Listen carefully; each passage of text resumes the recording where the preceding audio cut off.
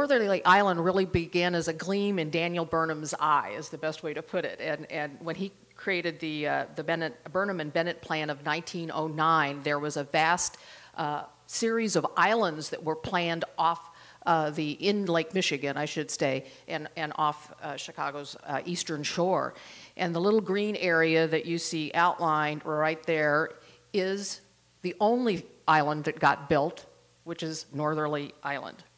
From 1909, the ideas kind of set out there until 1923 when construction actually started. So you can see on the upper left kind of the faint outlines of the island being born.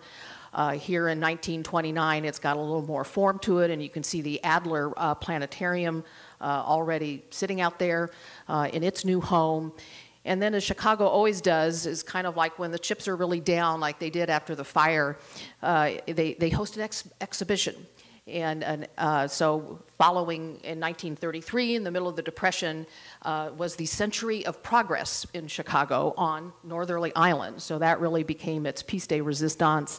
And just another photo of one of the beaches, and again, the Adler in the background in 1938.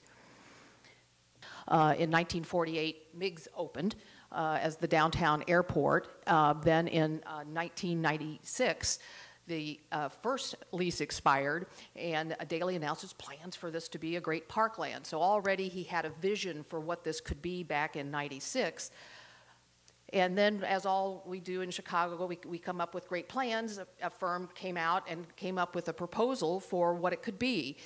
This was Tang's proposal for a series of internal lakes for how this could evolve. Well, the mayor was not done.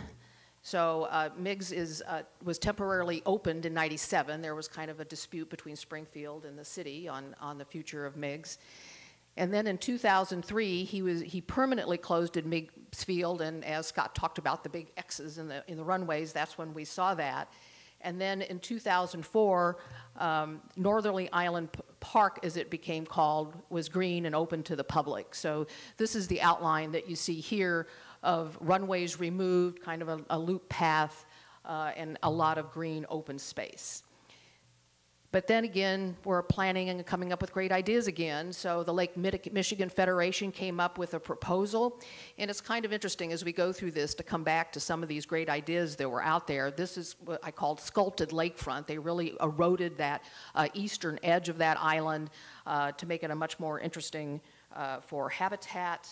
The Alliance for the Great Lakes actually divided the island and cut it in two. So they came up with that interesting proposal.